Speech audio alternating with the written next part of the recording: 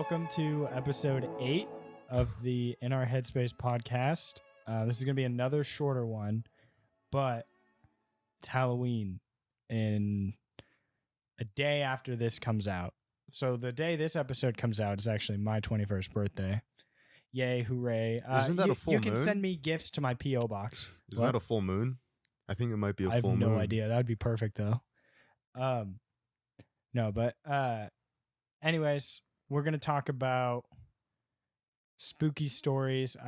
Jared clued me in that they're not going to be just like normal internet creepypastas, at least the one he wants to talk about, or ones. I'll talk about a creepypasta, but not. It's going to be a more personal like experience with a certain creepypasta, which is just a scary online story if nobody knows what that means.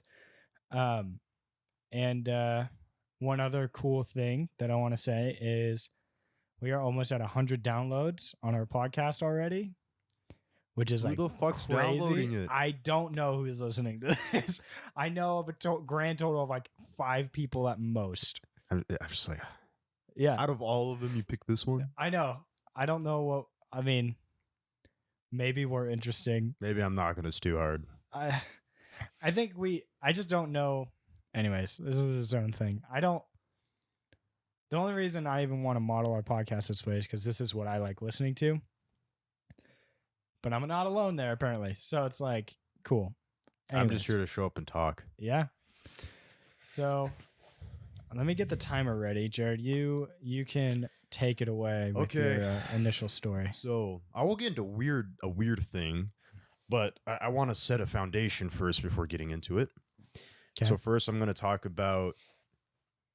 I think I'm going to call it an entity. Well, so this is Mesopotamian, okay? So, some context. This is from mythology. This is mythology, Mesopotamian mythology. Okay. So I'm going to talk about an entity called Lamastu. What the? So she is the daughter of a sky god. Forgot his name. I think it starts with an A, but anyways. Okay. And she's apparently the precursor or the very beginning of the idea of vampires, succubus, Lilith, and all this stuff. So her lore, what she's supposedly like, so she's supposed to be the daughter of a god. Yeah. But people, from what I understood, was she's viewed either as an evil goddess or just a demon. Okay. Kind of breaking away from the godhood type of thing and going to demon. Anyways, her whole thing was devouring newly born children, like drinking their blood and eating the bone marrow. Yummy. And then, if she wasn't doing that, then she was causing pregnant women to have miscarriages. Oh God. And if she wasn't doing that, she was then eating the men of flesh. Eating flesh of men and drinking their blood as well. So it's just like out of nowhere. Maybe there's more context in there. So you're saying she is a lot of the origin for vampires and succubus. She's the origin of this stuff. Oh. And so, because I'm going to talk about vampires later. Okay. Which, looking more into the whole vampire succubi thing, you've heard of Lilith. I'd say it's fairly popular. And let me bring this up. Yeah. I don't know if he's listening, but who's he? My coworker, friend, has a red Jeep that he named Lilith after Lilith. Okay. Apparently, she has a very convoluted backstory into what she really is. Okay. So I didn't know this. So I'm not very well versed in the Bible, but I think you'd call them books, Genesis 1 and Genesis 2. I think you call that a book or a chapter. I don't know. That's a good point. I think it's like a story. Yeah. Maybe it is a book. I think it's the book of Genesis. Okay. I'm no authority on this matter. So anyways, I just know this. There's a thing called Genesis 1, Genesis 2. Yeah. Genesis 1, it talks about the creation of man and woman at the exact same time. Mm-hmm. And then there's a story in Genesis 2 that talks about the creation of man. Okay. And then taking a rib from the man, creating a woman. Yes. Which that's Adam and Eve. Yes. And so then there's a lot of question in who the hell is the woman when man and woman were created at the same time. Because there's two stories. The first story is one with man and woman created at the same time. So Adam and Eve is explained. In the second part, in Genesis too. But then But the original story is a man and woman. Hmm. And I think the man is still Adam in the first one, but the woman is a completely different woman because Eve came from the rib. This other woman was created at the exact same time. Okay. And so supposedly, the guy's listening to, this girl is mentioned like 4 times total. She's not talked at all, really. Okay. But supposedly this girl's supposed to be Lilith. And then he starts in, I think, Babylonian mythology or something. There's these things called like Lilith 2 or something, which are like winged creatures with like female faces or something weird like that, or like demons. Oh, okay. There might be some like crossover somewhere in there because they sound very similar. Right. But this girl Lilith, she supposedly started off by refusing like Adam and God's wishes and revolted against them and decided to leave the Garden of Eden. And then like all of a sudden there's a huge time skip where she's the mother of demons. Right.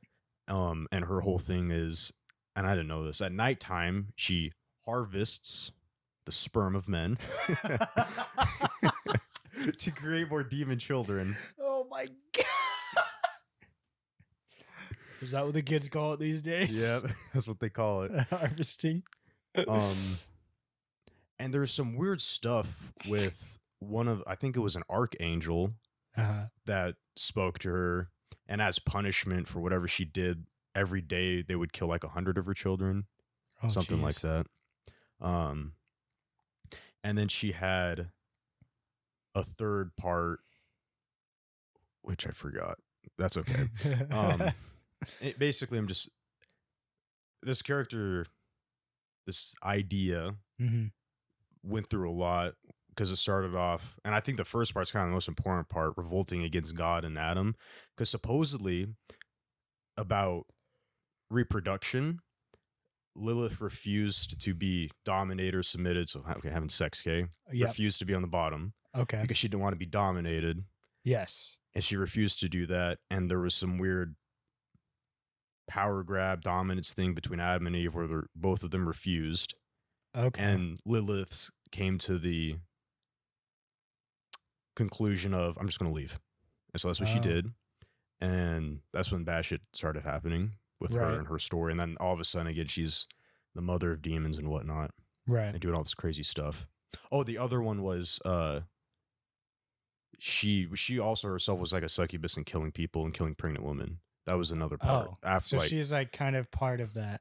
Yeah. She encompasses that whole thing as well. The same with the Mesopotamian. Yeah. Lamastu. Okay. Okay. Now that I've talked about that, I wanted to then talk about something in Filipino. Oh snap! Folklore. Bringing it home. I know. Which I'm then going to tie into other stuff. All right. Okay. Running the show. Love it. I gotta look it up again. So I'm actually, did you happen to see if it was a full moon? 31st. 31st is a full moon? Yes. Okay, I got it. Damn. So this is called, I'm not very good at speaking Tagalog, even though that's okay. That's okay. It's understandable. So it's Mana Ana Gal. I could here. How do you spell it? MANANANGGAL.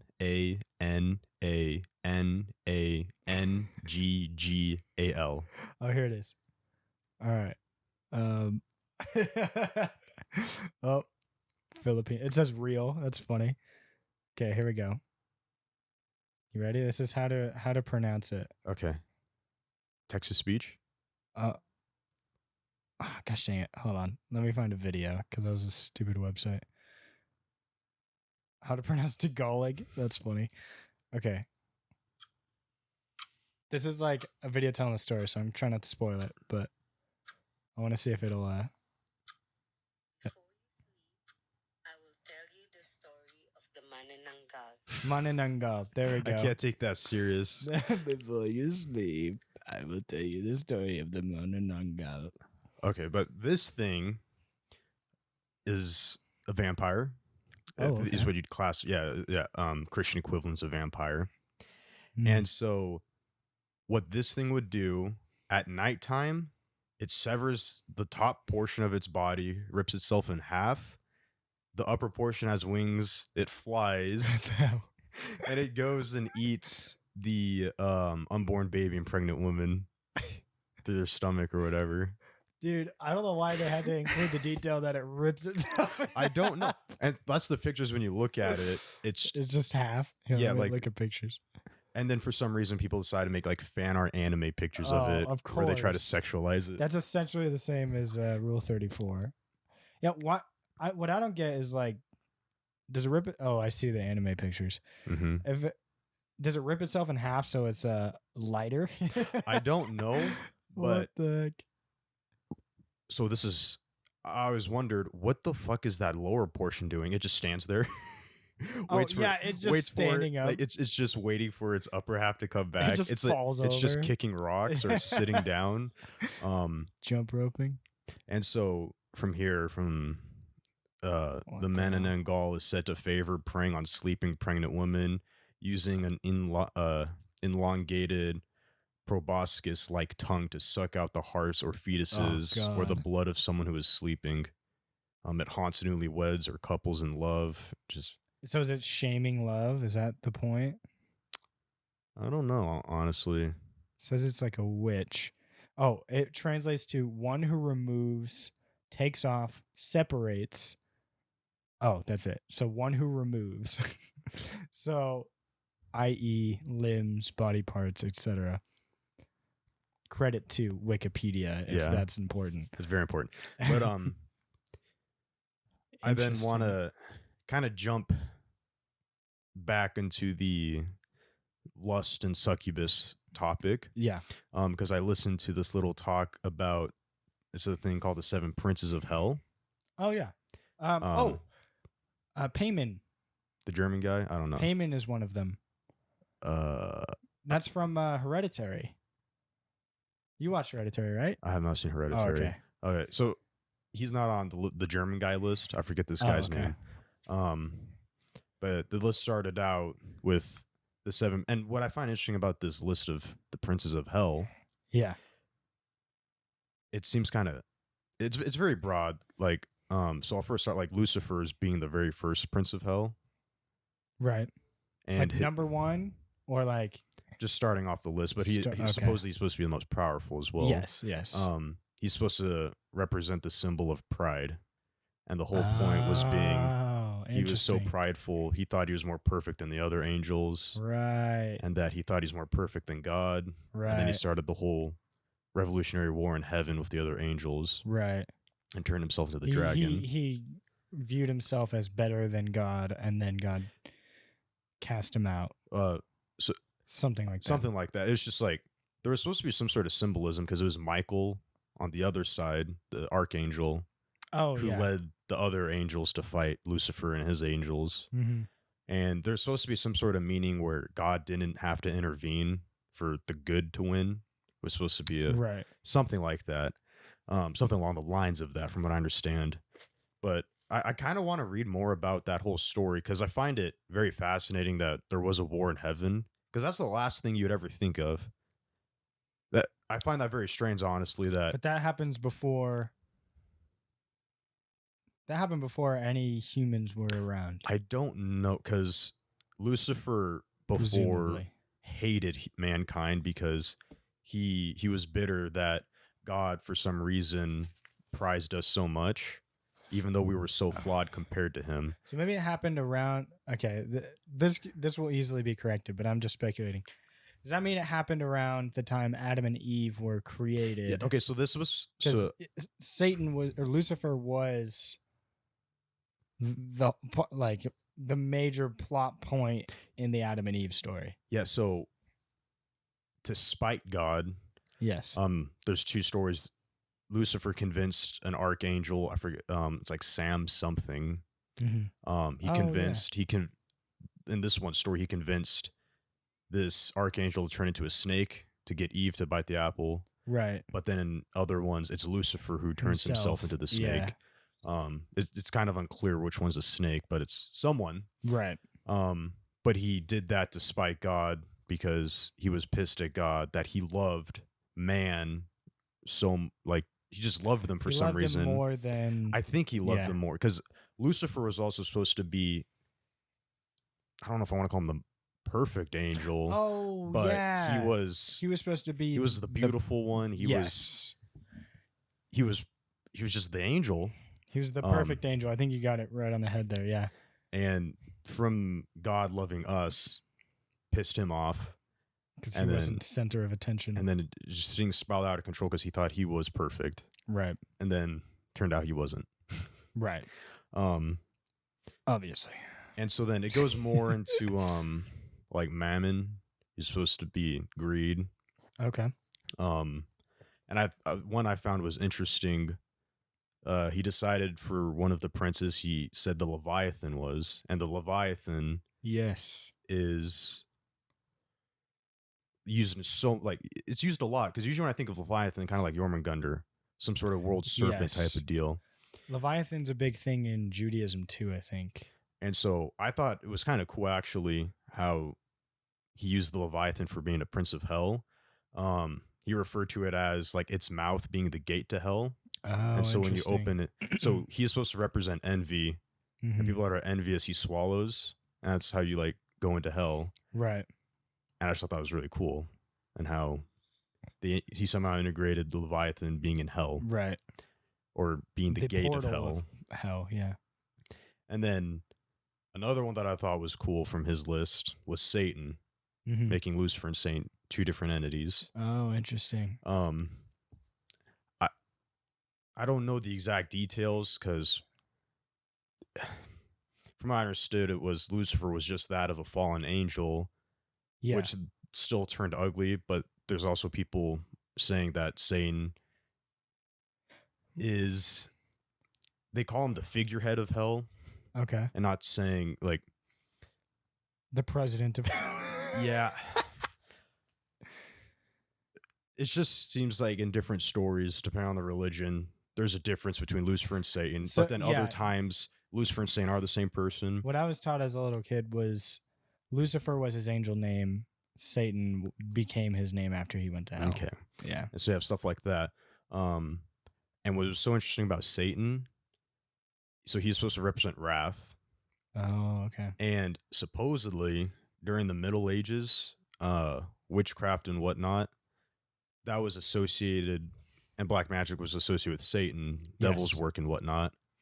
And it was viewed as something that Satan was viewed as something that was weak, pungent, disgusting to like, repulsive to look at. Right. Just something disgusting, disgraceful. Yeah. But not that was just it. And then when witchcraft came on the rise and something feared like our Salem witch trials, Yeah. apparently that's when it kickstarted and Satan actually became something feared.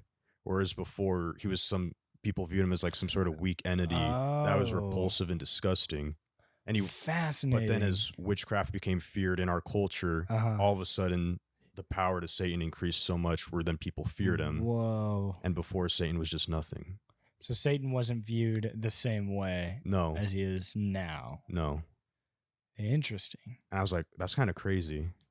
That is really crazy. That it kind of makes sense to me because during the Middle Ages, I could see people kind of writing it off, and they're scared of the fucking Kraken or whatever, and all these and others dragons and dragons shit, and whatnot. And so, I don't hear too many heroic stories of people like, oh, look out for the witches. Yeah. Oh yeah. Type of deal.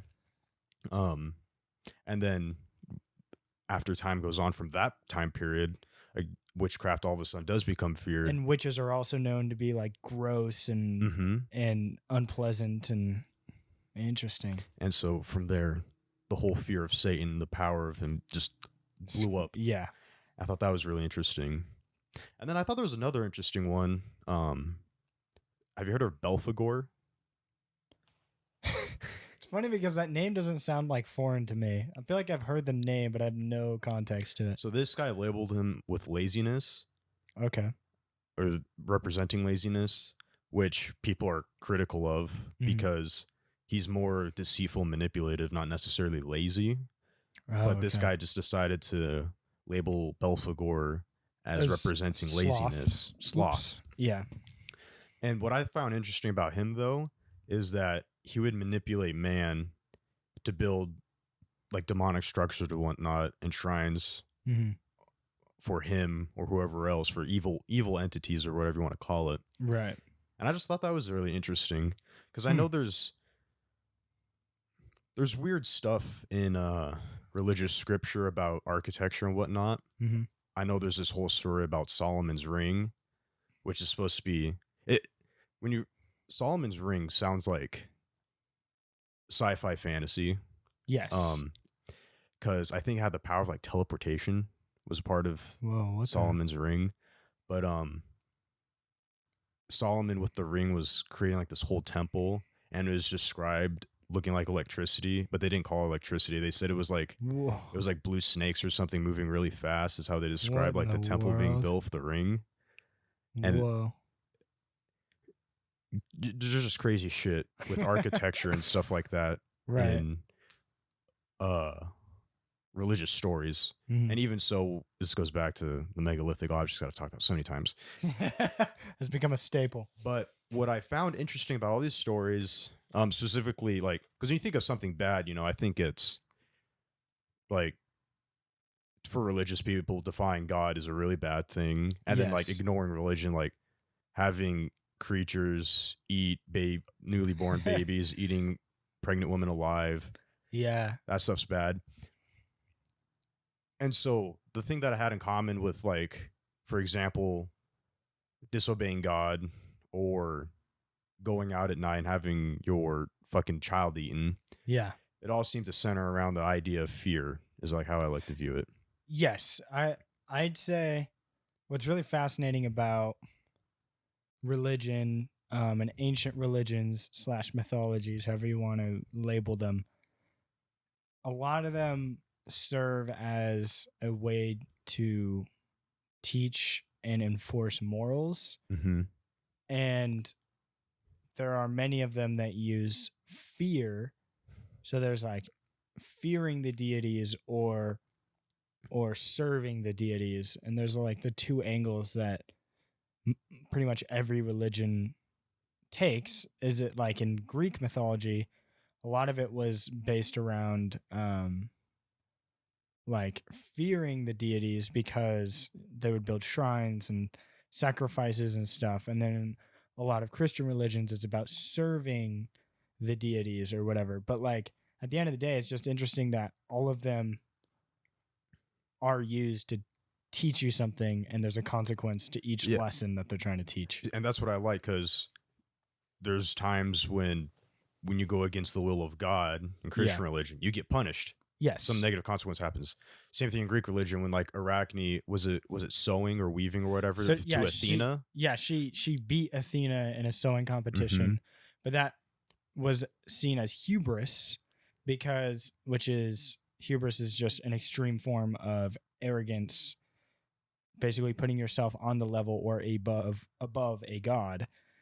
But Arachne didn't mean it as hubris, but Athena perceived it as hubris because she beat her in weaving, and that was one of Athena's like things. She was like the goddess of wisdom and war and weaving of all things, and so she got pissed, turned Arachne into a spider. Yeah, but Arachne maintained her ability to weave, so she weaved webs. And anyways, that was a whole thing, but that was more so. A lot of the Greek mythology is used to show that even the Greek gods, all of them had what's called a fatal flaw. That's why I like them so much. Yes, and the whole point is to be relatable. Like the entire point is to, the gods make this mistake, which means men will make the mistake and learn from their mistake. So it's like, that's what I think is so interesting about exploring different religions and mythologies. Because you look at the Mayans / Aztecs, and a lot of their stuff is fear based. Like Camazotz, for example, he would come out at night and basically rip your head off, like swoop down and rip your head off. So it was like, don't do this thing at night. It was something super cryptic and like didn't make any sense, but like that was how they taught their rules. It didn't steal the fear, the idea of that there. Yeah, exactly. Because my grandma, when I talked to that, the man and angle or whatever. Oh yeah. My grandma, she's like, oh, that was something you just tell women. It's like, don't go outside at night. Just don't go fucking outside at night. That's what I was like, which is like kind of the wondering. point of it was like, bad things happen at night. Don't go outside Don't at go night. outside at night. Yeah. And what I liked again about the idea of fear for a lot of things, like for example, I wonder if Lucifer was fearful of God. Would that have put his pride in check and be like, maybe I shouldn't. Maybe I shouldn't. Being the entity of pride, that fear doesn't exist because pride trumps it. But if he did have that fear, maybe it would have been like, maybe I shouldn't try to challenge God. Yeah. And I kind of like the thing with Zeus we talked about. I think we talked about this before, where Zeus, for example, like, I don't want to call him the god of the gods, but he's the king of the gods. That's what it is. Yeah. He's the king of the gods, but he would still, I remember in one of Hercules, I think it was in one of his tasks, he had to do something. And I just remember one of the stories, like, he said, like, if Zeus were trying to stop him, he would still fight Zeus. And I don't think Zeus exactly wanted to fight Hercules because he's very strong. And I also know, I think you were the one that said this, Zeus didn't really want to mess with Nox because she could put him in eternal slumber. Yes. So even though he is the king of the gods, which that's quite the title to have, I would say, he still has the fear to put him in place, to not be arrogant and I mean, he was still arrogant. That's true, yeah. But those were always used as learning points of, well, you're going to get punished if you do this thing. Even Zeus can get punished. And the other side of that is Hera was actually perceived to have more power than Zeus because Zeus feared her. That's true. Because so whoever was above Zeus was above everybody else, and that was Hera. And that's why Hera has a reputation of like being, how would you describe it? She's the mom, dude. The mom who's in control. You don't want to fuck with her. Yeah, exactly. Because it'll put Zeus in a bad mood. Yeah. So, yeah, interesting. I want to talk about, before we got like 5 minutes left. That was fast. Yeah. I want to talk about Slenderman, which is very well known to everybody. But when I first heard about Slenderman, before the whole internet hype, I mean, it was during the beginning of the internet hype, I should say. I'm not like a hipster about it or anything. But when I first learned about it, I was like 11 or 12 or something. And I just remember, like, this was before I understood that YouTube wasn't all factual. Oh, so man. Someone made this documentary on YouTube and it looked legit. Like, it looked real to me as an 11-year-old kid. And they made Slenderman look real, and it freaked me out, and it scarred me for like 2 years. Like, I genuinely was scared that thing existed. And then, like, obviously there was the game, and then eventually there was this movie. It was absolutely horrible, and it was, anyways, not even worth my breath to talk about. But anyways, it was just a classic example of like a factory-made movie, I guess you could say.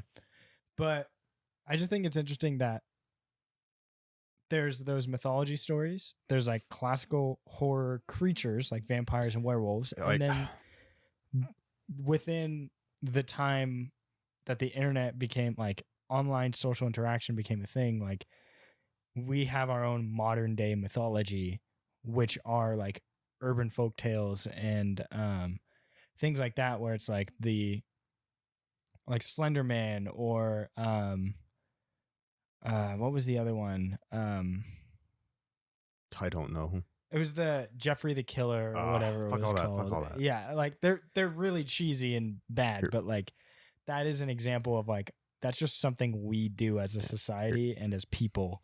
I'll say this. I need to start reading H.P. Lovecraft. Dude, it's so good. Because if I knew more about it, I would love to talk about cosmic horror, because I think that'd be a fitting I want a to fitting. I want to give a brief overview of just the one story I've read. I have a whole book of the stories. Okay. I read one, didn't really it's such a high reading level that it's hard to like stay focused on it. But I read, I think it was called Dagon, and it's this fish man, and it's literally about this guy who I don't remember exactly how the story begins, but he is essentially like he's on a boat and he washes up in the mire. Okay. Yeah. The mire. And it's like just this vast like black tar like desert / like swamp, and he also like he washes up on his boat and he puts his boat up and he's basically using his boat as shelter, but then he needs to go out and like Doesn't he wander the mire? yeah, so Yeah. he wanders the mire and he's seeing all this and it says in detail all these like grotesque things, and it's like really immersive, like you can really like envision it. And then he sees like this fish man, and it's not how you'd expect a fish man to look. It's like really like unsettling. It's not like half fish, half man.